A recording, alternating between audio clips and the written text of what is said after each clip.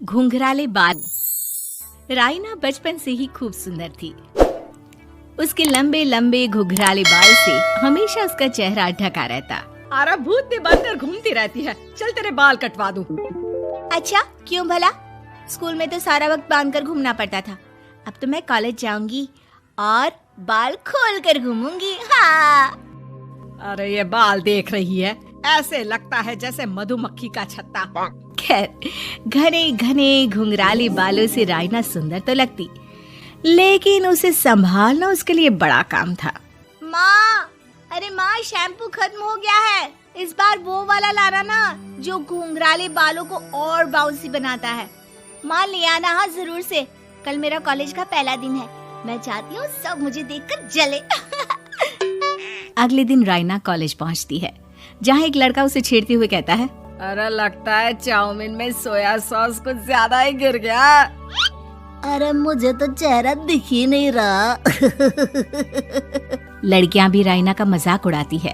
अरे यार, ये कंगना की कॉपी करके कौन आया है? लोकल कंगना, और कौन?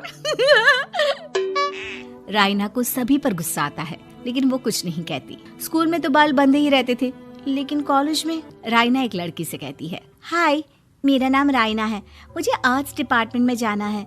कहाँ से है रास्ता? अपने बाल हटाकर देखो, सामने ही बोर्ड लगा है। राइना को कॉलेज में भी दोस्त बनाने में दिक्कत आ रही थी। वो रोते रोते घर आ जाती है। माँ, मैं क्या करूं? आज तो सारा दिन लोगों ने न जाने क्या क्या बोलकर मेरा मजाक ही बना कर रख दिया। माँ प्लीज कुछ कर दो ना मेरे बालों का। मैंने तो पहले ही कहा था कटा दे, पर तू। अरे कटाने से क्या होगा, उल्टा जो थोड़े बांध कर ये इन्हें समेट सकती है ना, वो भी नहीं कर पाएगी। तो क्या मेरी कोई दोस्त नहीं बनेगी कॉलेज में, या मैं हमेशा लोगों के मजाक का ही शिकार होती रहूंगी? राइना जोर जोर से रोने लगती है। तभी उसका छोटा भाई आ जाता है और राइना के बालों के बीच एक पेंसिल छुपा देता है।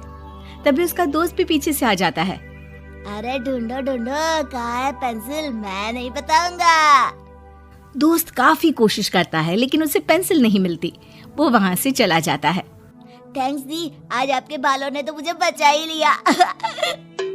अच्छा, बहुत दिनों के बाद बालों को लेकर कुछ अच्छा सुनने को मिला। मुझे भी पहले लगता था कि मेरे बाल सबसे सुंदर है, लेकिन अब पता चला। अरे क्या पता चला, क्या हो गया? देख, किसी भी चीज के ना दो पहलू होते हैं। या तो तुम बालों से ही लोगों का मन जीतो, या फिर रोती रहो। अब ऐसे घने बाल तो तुम्हें भगवान ने दिए हैं। राइना को पिता की बात समझ में आ जाती है। वो सोच लेती है कि जिन बालों के कारण वो कॉलेज में एक भी दोस्त नहीं बना पा रही है, उन्हीं बालों से वो दोस्तों की लाइन लगवा देगी। अगले दिन कॉलेज में डेस्क में राइना बालों को आगे कर लेती है और लोगों को लगता है कि राइना का चेहरा पीछे है, लेकिन राइना घने घुंघराले बालों को हटाकर हंसने लगती है। देखा मेरे बालों का कमाल, इससे मेरा चेहरा भी नहीं दिखता और मैं चलती क्लास में सो भी सकती हूँ। सभी राइना को देखकर हंसने लगते हैं। क्लास में परीक्षा चल रही होती है, तो राइना अपने बालों में चीटिंग के पेपर छुपा छुपा कर आसपास के बच्चों की मदद भी कर देती है, जिसके बाद से तो राइना क्लास की हीरोइन बन जाती है। वाह राइना, तेरे बाल तो बहुत कमाल के हैं। मैं तो इन्हीं के कारण पास हो गई। और पता है, मैं तो अपने काम का सामान राइना के बालों के बीच में ही फंसा देती हूँ। जैसे जैसे काम होता है वैसे वैसे इस्तेमाल करती हूँ। अब तो क्लास में हर कोई राइना के साथ बैठने की जिद करता। राइना में इसे लेकर घमंड आ जाता है। उसे लगता है कि वही क्लास की सबसे डिमांडिंग लड़की है। फिर एक दिन, मैं इस कॉलेज में नई नई आई हूँ, क्या आप मेरी दोस्त बनेंगी? मैं? ओह सॉरी, मैं इस क्लास की सबसे डिमांडिंग लड़की हूँ। हर कोई मेरे साथ ही रहना चाहता है। एक काम करो ना, वो पीछे की सीट दिख रही है, जाओ जाकर वहीं बैठ जाओ। लड़की को राइना की बात बहुत बुरी लगती है, लेकिन वो करती भी तो क्या, जाकर चुपचाप पीछे की सीट पर बैठ जाती है। तो आज का लेसन सबने याद किया है ना बराबर से? जितनी भी चीटिंग करने वाली लड़कियां थी, वो राइना के पीछे जाकर बैठ जाती है और जोर से चिल्लाती है, जी मैम, सब कुछ याद है, कहीं से भी पूछ लो, हम तो मास्टर हैं मास्टर। क्यों? ये बोलकर वो रायना के कंधे पर हाथ रख देती हैं। रायना भी खुश होती है कि कॉलेज की सबसे स्मार्ट लड़कियों का ग्रुप उसका दोस्त है। पीछे बैठी वो लड़की देखती है कि कैसे मैडम के सवाल लड़कियां रायना के सर को देखकर दे रही है। शाबाश, मुझे खुशी है कि तुम लोग इतनी अच्छी पढ़ाई करने लगी हो। मैं प्रिंसिपल से कहकर तुम लोगों की स्कॉलरशिप की बात करूंगी, जिससे तुम लोगों के माता पिता का पैसा जो फीस में लग रहा है वो बच जाए। सभी लड़कियां खुश हो जाती हैं। टीचर के जाने के बाद एक लड़की कहती है, गर्ल्स, अब हम लोग ना सिर्फ सबसे स्मार्ट बल्कि सबसे इंटेलिजेंट भी हो गए हैं। इसी बात पर आने वाले संडे को मेरे घर पर पार्टी, सबको आना है, ओके?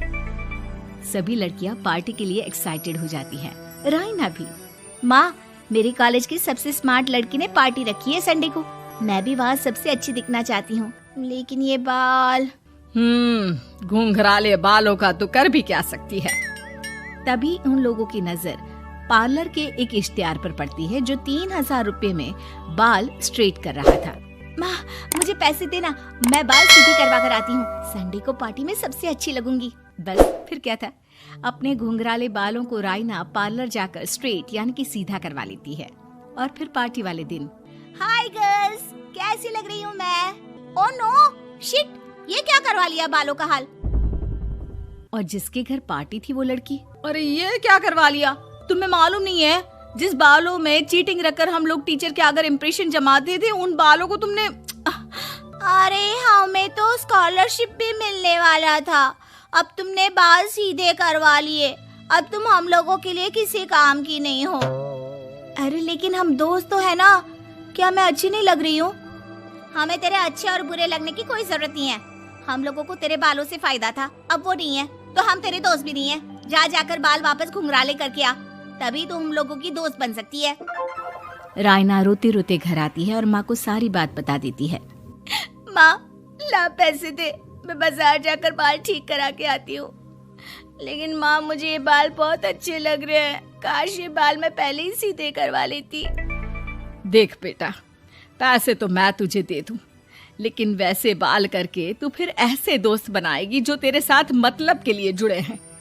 लेकिन इन बालों में तू ऐसे दोस्त बनाएगी जो तेरे साथ जीवन भर का साथ निभाएंगे। रायना को माँ की बात समझ में आ जाती है।